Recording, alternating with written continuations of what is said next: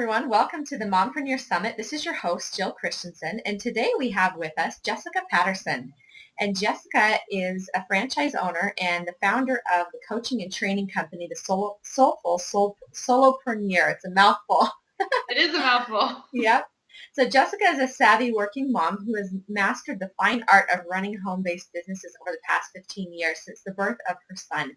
And she prides herself on never having had a real job and helps other women create their own home-based success story through the Next Level Business Coaching Program, VIP Biz Makeover Day, and her Money Breakthrough Program.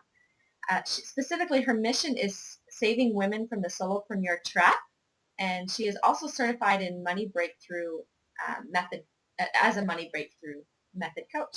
So welcome, Jessica. Thank you, so great Jill. to have you here with us. Yes. I'm excited. Thanks for taking the time. So tell us about your journey as a mompreneur and how this all got started for you.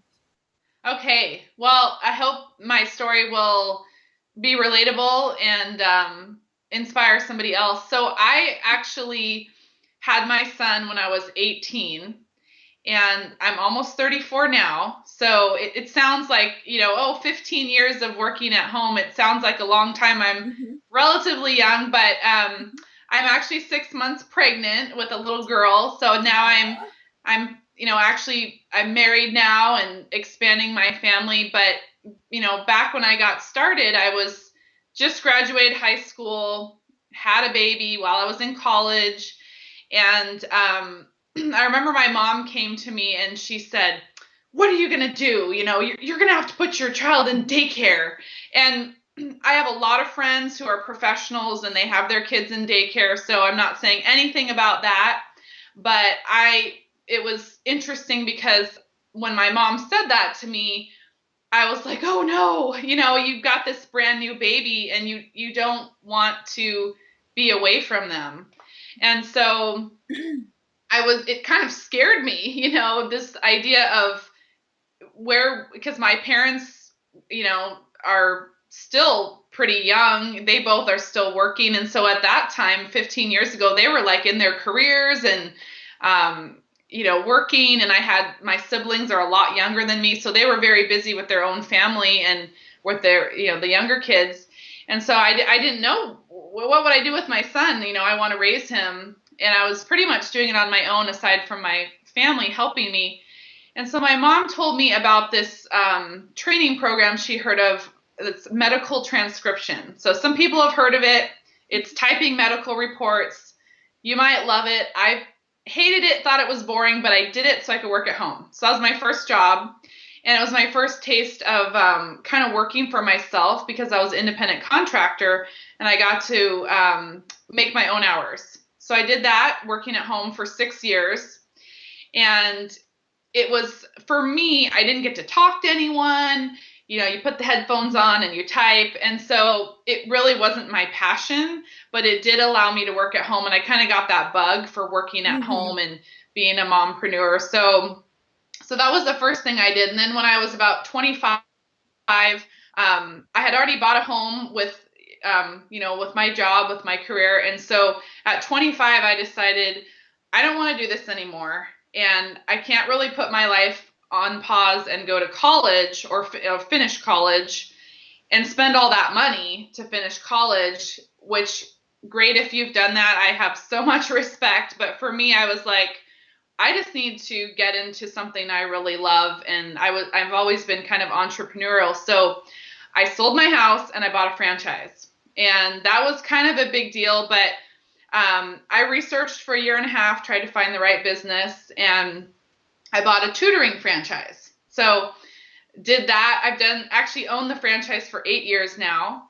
And so I have experience in different types of business, my franchise, and then about 2 years ago, more intensely, the past 14 months have been growing my coaching business because my passion is helping women do what I have done, which is to be able to work at home and support their families, which is really cool. And another thing that some people might be going through is having a spouse that's unemployed. I'm in that situation right now, but because I work from home and I work for myself, it's not a problem. right? I mean, it would be better, Awesome.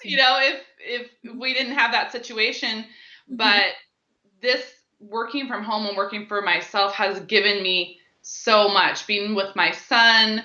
I mean, I was a single mom just till a couple years ago. And then now, with one person looking for a new career, being in Hmm. transition, I'm still able to take care of all of us, it's a huge gift. And I'm guessing a lot of mompreneurs are listening and like maybe they're in that situation or they're going, I really want to help my family. I want to support my family. So that's just the kind of the short version. Yeah. No, thank you. I think that's a very inspiring story, and I think that a lot of moms can relate. That's just a situation that a lot of families find themselves in, is either losing jobs or needing another income to maintain the family, but then struggling with, okay, how do we keep it all together? How do we balance it all? So thank Yeah. you for sharing. Now, I know that you're also a certified money breakthrough coach. Can you tell us about that and how you Yes. got started in that? Absolutely. So, as I mentioned, I actually started doing coaching in my early 20s. I've always been interested in human potential. So, I think when I was 18, I took my it was like a hypnotherapy NLP training program, and I was going to be a hypnotherapist. And before that, when I was in college, I was going to be a psychologist. So, I was always interested in figuring myself out and then figuring other Mm-hmm. people out and helping people. And so I had always been taking trainings. I've had a coach or a mentor since I was about 18 or 19. I've always invested money into that and time into that. And so it was natural for me just a couple of years ago to say, I'm going to be a coach. And I'm not going to do it for free anymore. I'm going to actually start a second business because over the years, my friends would call me or people that I would know, and they would want to know about medical transcription. How do you start a business doing that? Or tell me about your franchise. Like, what's a good franchise? And, they would want to just kind of pick my brain, which was fine. But I realized I loved it so much, I want to turn it into a business. So, along that same line, I also realized that while I was having some success in my franchise, I did a lot of self-sabotaging behaviors with money. And so, when you're young and you have a kid at a young age, actually it doesn't matter what age, but what happened for me when I had my son is like I suddenly needed to know everything about being a good parent, being financially savvy. So I read all these books and I went to trainings and I actually hired a money coach. I did all these different things, financial planners. The problem was I couldn't implement any of those strategies because I was self-sabotaging. So while I did buy a house and I started a retirement fund at age 19, but what did I do? I cashed it out like a year later. And I did buy a franchise. That was a great investment, but I didn't save the money well when I was doing really well. I wasn't good at saving it. And so I kind of looked around a few years ago, like 4 years ago, and I was like, I don't really have anything to show for this. And I kind of joked that like I didn't have any like grown up furniture. I had like people would give me, here's a couch or, it's like, I was like, gosh, I don't even have like, a brand new couch I've bought or something. I didn't have savings. And can you imagine being a mom? And I know a lot of people are in this situation.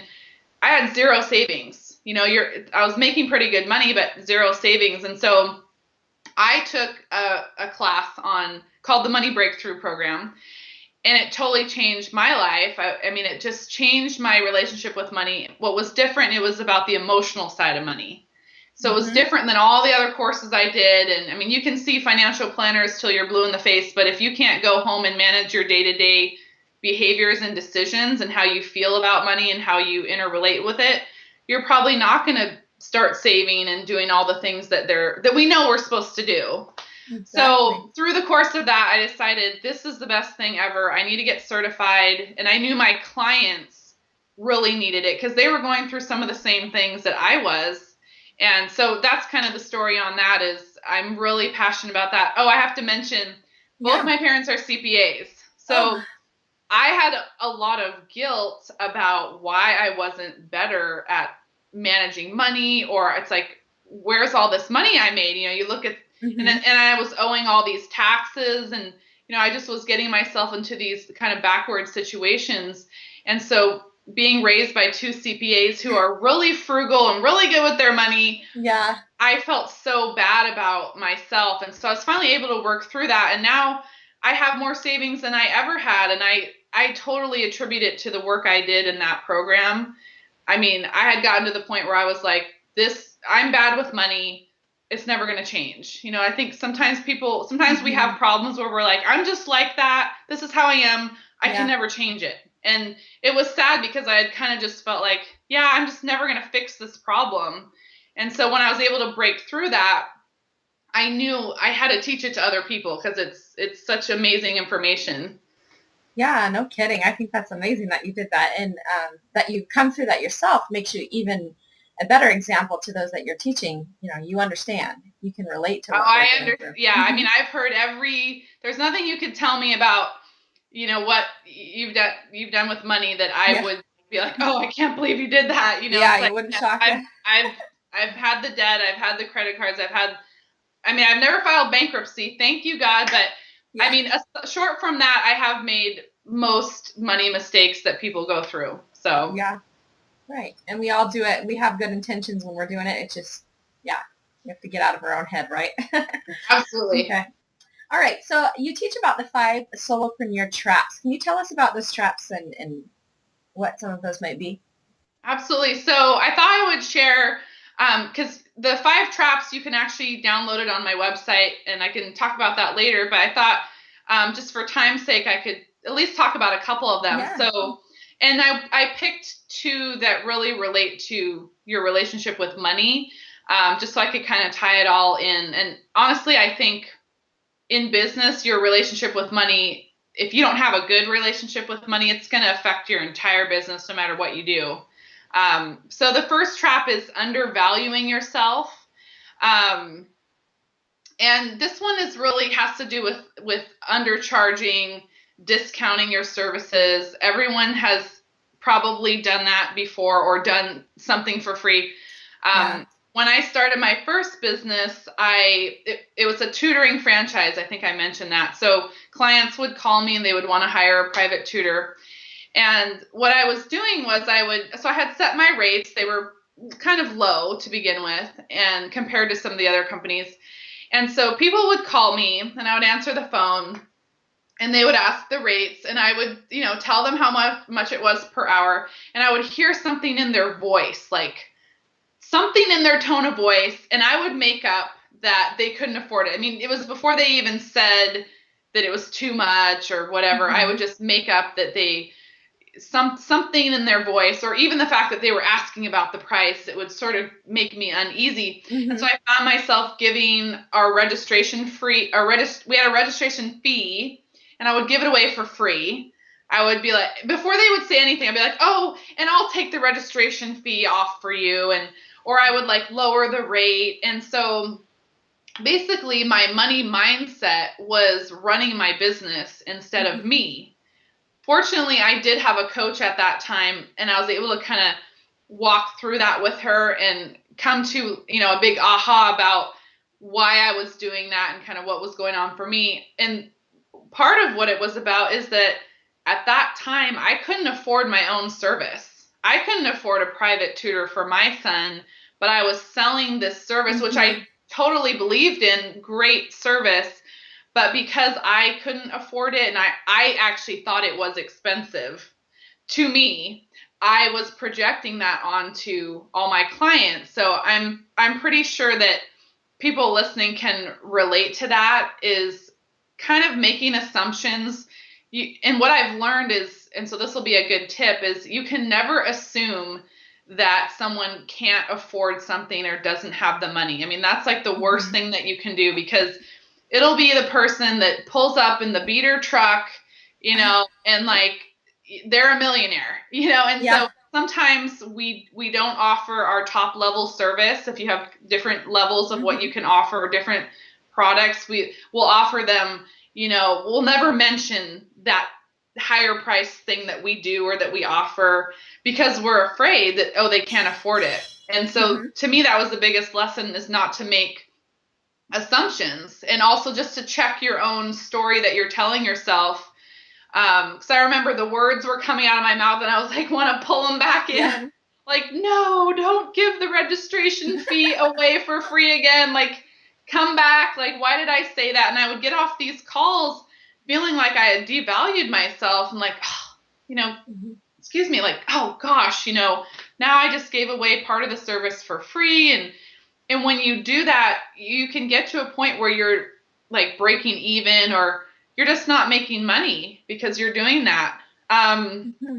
Another kind of tip, as far as if you're undervaluing yourself or, not charging what you're really worth, is the ability to walk away from less than ideal clients. That was another really hard thing for me.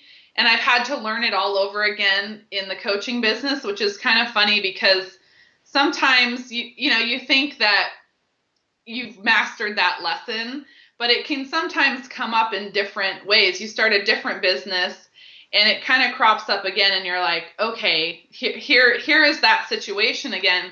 And what happens is, and it probably happens for mompreneurs, especially if you are the sole supporter of your family or you're really depending on that income, there's that fear of, well, if I don't take on this client, I'm not going to get the money, Right. And so it's one of those things, those faith things, like you have to have faith, because if you can say no to a client that's not the right client, you're actually opening the door and saying yes to a right client to come your way. And it's so much easier said than done, but it's one of those things where you have to just believe it and do it.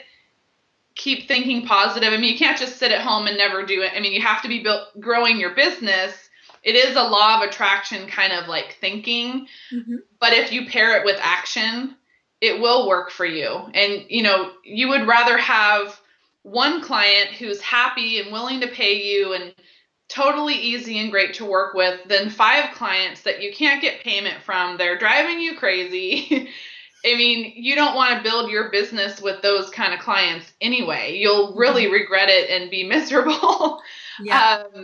So can I give you a couple more tips on this one? Yes, please. Because I can keep going. I'm loving them. Another tip would be for solopreneurs is to focus on being a great value and not necessarily a great bargain.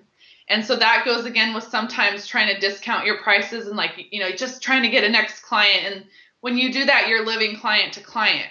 Whereas people in the working world, they're living paycheck to paycheck oftentimes. And so sometimes we start a business and we recreate the same thing. It's like, oh, now I have a job. I'm living paycheck to paycheck. I'm not creating leverage for myself. I'm not, able to save and actually be compensated. And a lot of people leave a job because they didn't feel appreciated and they didn't feel compensated. And so then if you go and start a business and you don't work through some of the self-worth and emotional stuff, which, I mean, it's there and it'll show up in your business.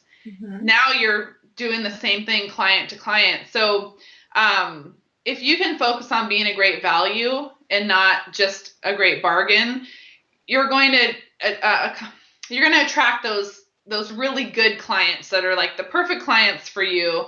And you're not going to always be concerned with, oh, I've got to be like the best price out there and I've got to slash my prices. And if you're a solopreneur, that's really hard. I mean, the way I see it, I don't know if you agree, but the way I see it is if you're a solopreneur, you either have to kind of go wide, like in my tutoring franchise, I have a lot of tutors that I hire. So they're out there tutoring and I'm managing them all, right? So there's leverage that way.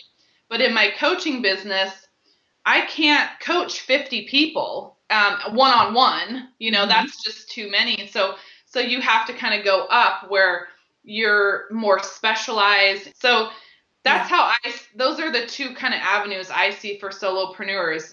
You either have to do one or the other, or maybe a combination. But, a lot of solopreneurs are like, I want to get to 6 figures.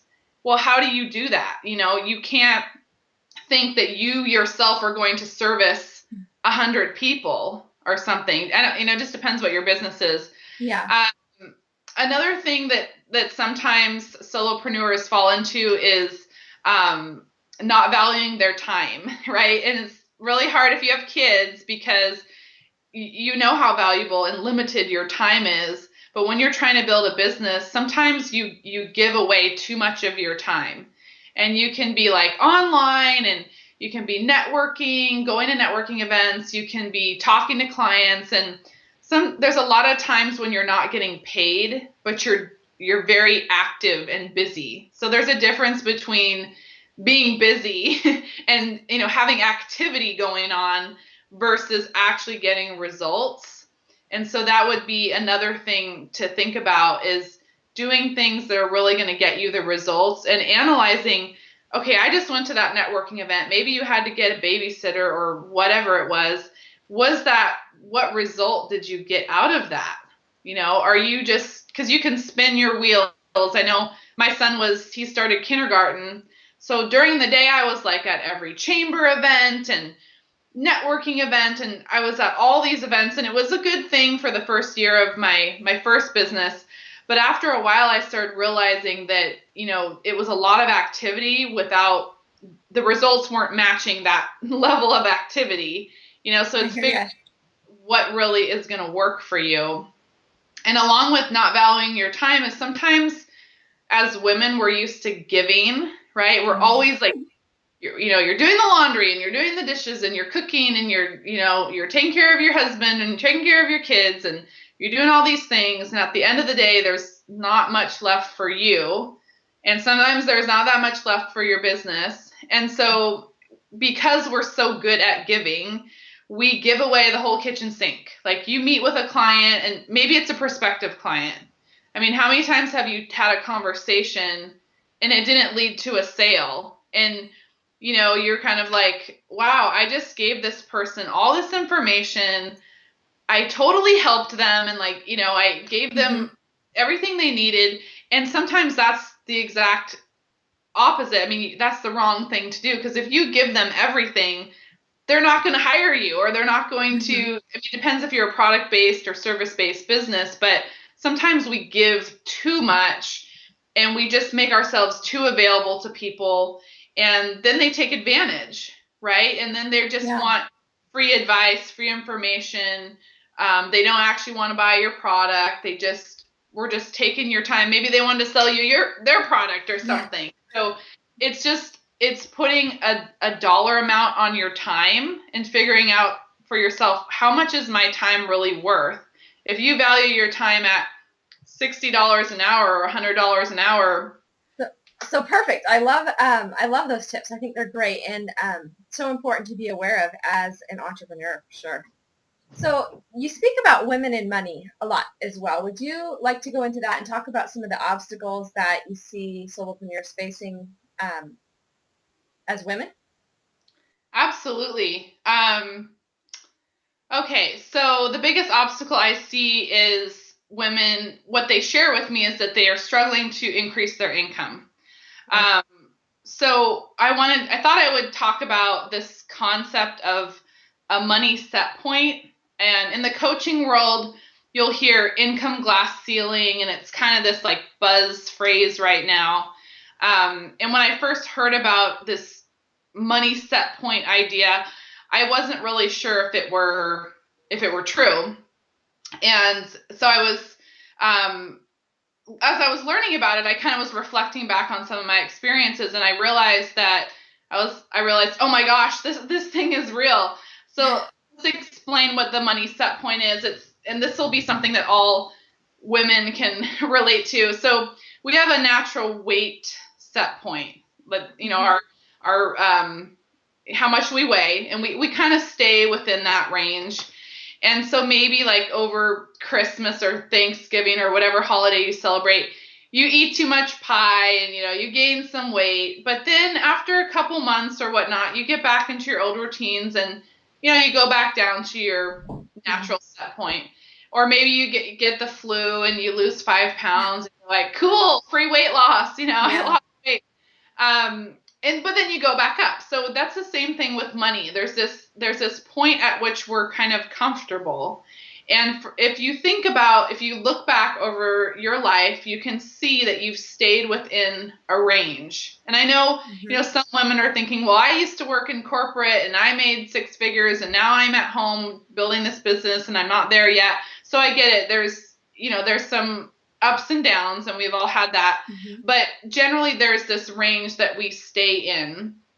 And what happens is we're kind of comfortable within that range. So when we start to get close to the high end of that range, sometimes we can do some kind of unconscious self-sabotaging things. And they can look like, you get close to that success, or you create that success and then you go, gosh, I need to take a vacation. I am so stressed and so busy. I need to really focus on my family. So you kind of, seems like a reason, of course. So you kind of take a step back. Or sometimes we generate illness. We get really sick. I've seen people do it where they've reached their goal and then they create this some drama, or something happens in their life, and they keep doing that. It's like this up and down thing. Or something else happens in their life that like prevents them from really breaking through and kind of getting to the next level. And so I realized that a few years ago, I had set this goal when I first started the franchise, that I wanted to bring in $25,000 of revenue in 1 month. And because I'm the only person that was, selling the tutoring, basically, that was a pretty big goal. And I have a small area that I can, with a franchise, you buy a territory. So I have a small territory. And so I set the goal, and I really worked hard on it. I set the goal in a few years prior, but then I really got serious about it. I was like, I'm going to make it happen. I had a plan. I had the marketing. And so I surpassed the goal. I achieved the goal in in less than 30 days. And so I was naturally very happy, very excited. And I was talking to my now husband on the phone and telling him, I did it. I reached the goal. I got to like 26,500, or I surpassed the goal. And he was like, yeah, he was really excited. He had been kind of, he's a great sales trainer. So he had been kind of coaching me all along before appointments and breaking through some of my money beliefs in terms of like charging higher prices. And so, what happened was, as I was on the phone with him, within like 2 or 3 minutes, my happiness turned to total like meltdown, puddle of tears. Aww. And as any guy would, logical person, why are you sad? Like, why are you crying? And I don't know. And honestly, at that time, I did not know. It was this great success for me, but it was extremely emotional. I really didn't know why. It didn't make sense. Why the heck would I be sad about this? Why would I cry? What, I should be out celebrating and just be like so excited. And so what happened was, that was kind of towards the end of the school year. And so in the summer, our business, it's seasonal. It's always a little bit slower. So I used that as my excuse for, the revenues kind of went down. It's like, well, it's summer, but then in the fall, I didn't really get back onto my goal of where I was before. And so what happened was, it took me an entire year to create that kind of revenue in a 30-day period again. And that's around the time I started taking this money breakthrough course. And that's when it kind of clicked for me what was really going on. So basically, my belief in myself didn't match this financial goal that I had set and achieved. So therefore, in my mind, it was kind of like a fluke. I didn't really connect that I had done that with the result. And so because of that, a fluke is something that's random. It doesn't happen again. And so my self-worth was not matching that level of success. There was a part of me that was feeling like I'm not the kind of person that can really, create those revenues on a consistent basis. I'm not good enough. It really wasn't me, it was kind of luck, or all these ways to deflect deflect it. It's like how women don't accept compliments, right? We're like, oh, Right. this Yeah. thing, Oh, they're just saying that. Yeah. I mean, we do that with success sometimes too, where we're like, oh, it wasn't a big deal. Mm-hmm. And so I really couldn't own that. And so as I was able to work through some of the emotional pieces, I was finally able to see, oh my gosh, that was my money set point. That was my, it was almost out of my realm of possibility. Even though I set big goals and I'm optimistic, my internal like emotional self really wasn't up to par with, the goal I had set. And so that's a really good explanation of someone's money set point. Another person is like Donald Trump. You might love him, hate him, but he's made like, what is he, a billionaire or something? Uh-huh. And he's made, millions, billions of dollars, and then he's lost it all. I think he's lost all of his money a couple times, and then he's built it up again and built new companies. So his money set point is really high. He is the kind of person who doesn't matter what happens, he has a belief in himself that he can do it and he's worth it. So if he lost all his money today, he'd be right back out there tomorrow. He wouldn't be sitting there, oh gosh, I'm terrible, poor me, I'm this bad person, I'm a failure. He didn't maybe he experienced those feelings, but he took action anyway. And I think that's really interesting though, Jessica, because do you think that, not to psychoanalyze Donald Trump, because I have no idea, but do you think that the reason that he's lost his money so many, because he has been up and down, do you think that there may be a limit to there someplace and that's why he goes back down? Or really, I never thought of that. That is really interesting. Yeah, maybe he's doing his own cycle of the up and down. That's really interesting. And so, yeah, that's the other part of it is like being consistent, right? Because no one wants to be on a financial roller coaster. And a lot of entrepreneurs are, right? It's like, how do you create that consistent revenue? So I don't know about Donald Trump, but that's a really good theory. I mean, it's really interesting.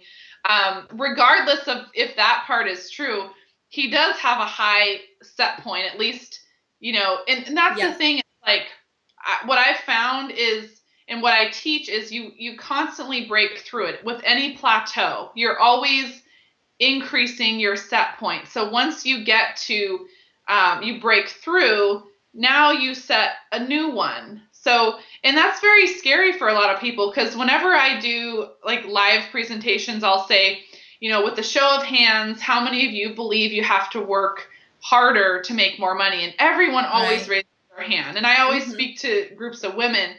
And so there's a logical part of us that knows, sure, I could work smarter and not harder. And yeah, it's possible. But deep down, our experience has been probably that, yeah, I have to work harder to make more money. So why would I set my goal way up here if I'm going to have to work so much harder, and then I can't be with my family and I can't be with my kids? And I think that's the number one solopreneur myth, is that there are ways that you can leverage your time. That was actually the second trap I was going to tell you about. But that's one of the things that we do, is we believe that, we can't get past a certain level because we'll be too big. And I've experienced that too. Like my husband, we were talking about this program we're creating, and he's like, yeah, we're going to take it, like everywhere. And I'm like, oh, no. Like, I'm going to have another kid after this. Like, I want to work at home. That's my whole thing.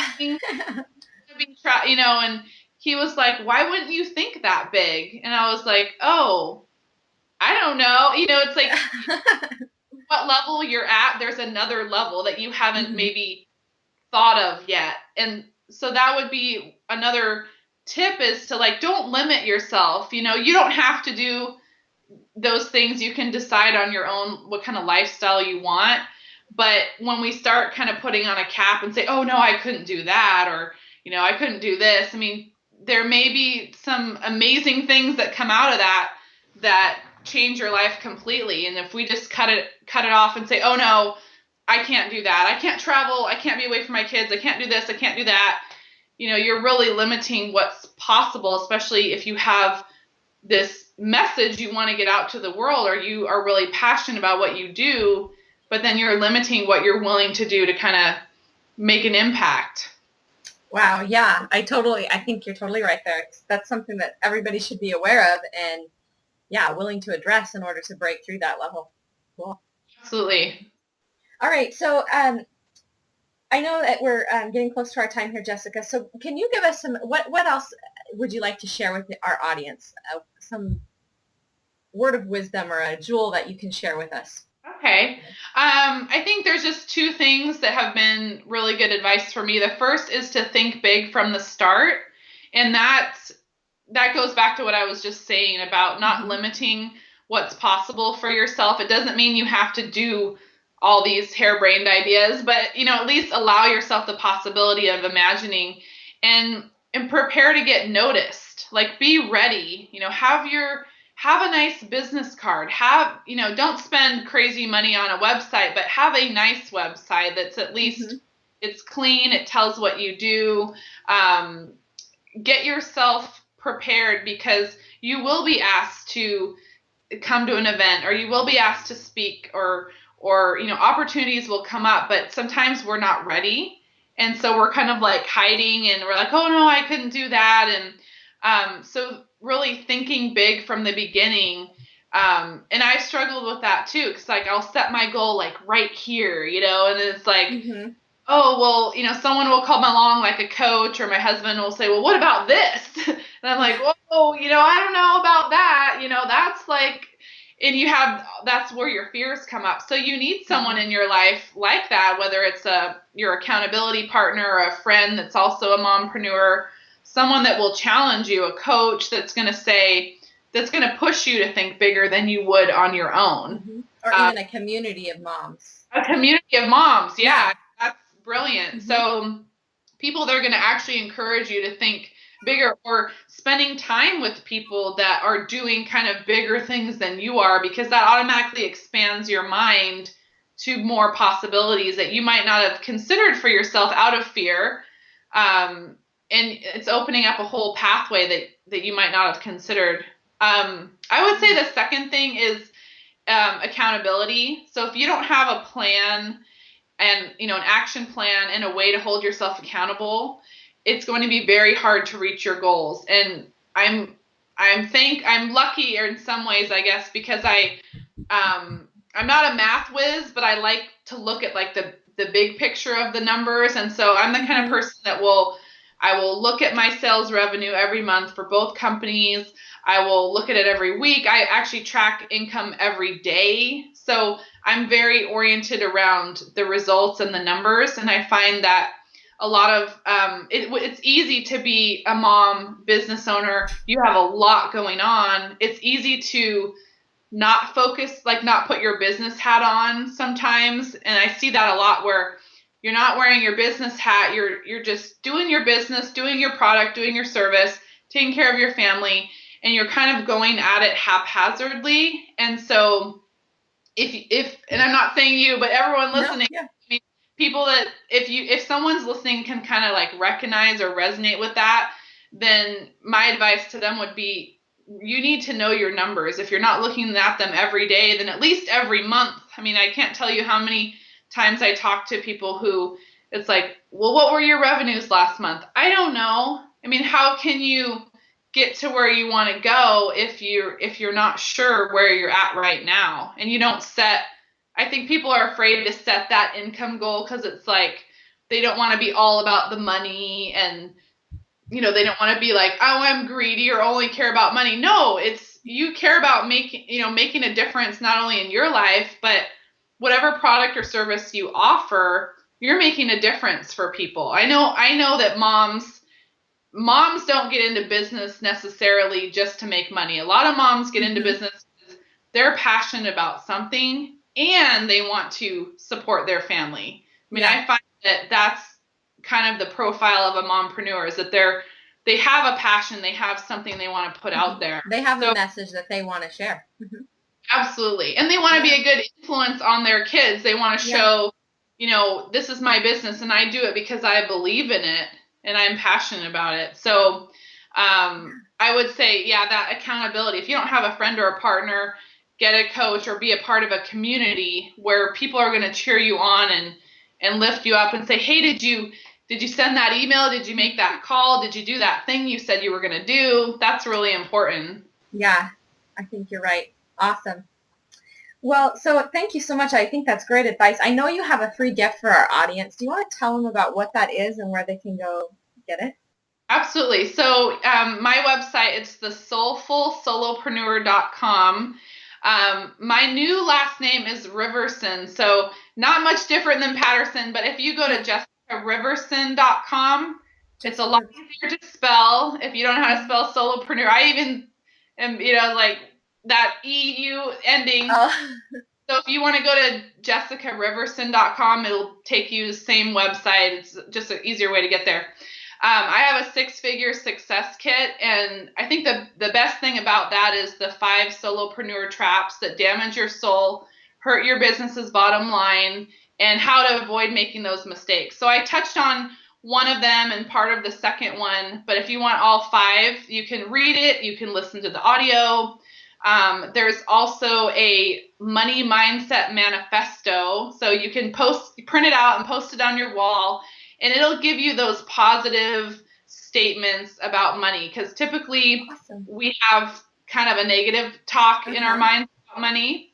So that's something you can post on your wall to just keep you focused on, positive mindset in regards to money and growing your business. And then there's a checklist of things that you kind of need to have in place to grow your business to 6 figures. So that's on the website. And then I also, every month, I set aside a couple hours, a couple sessions that I can work with someone one-on-one and really help them. And it's complimentary, so it's just that I only have a few of them that I can do.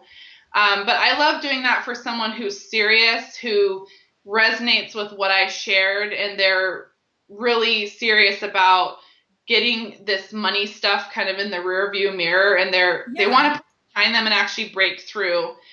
So I can, if you email me, or anyone watching this would email me, Jessica at thesoulfulsolopreneur.com. And I know you'll give that to people. Yeah, we'll put it underneath the video. Email me and just request that complimentary session. Then they'll get a questionnaire, a couple questions to answer, make sure they're a fit. And I'd be happy to do that with, again, someone that's kind of wants to dive a little bit deeper into the information. Well, that's so great of you. Thank you so much, Jessica. And thank you for everything that you shared today. I think it's been very enlightening, and I think our audience is really going to appreciate your message. Thank you for having me. It was so much fun. Yes, it was. It was fun. And thank you to our audience for joining us as well. And I would encourage you to check back in for the next interview tomorrow. So have a great day.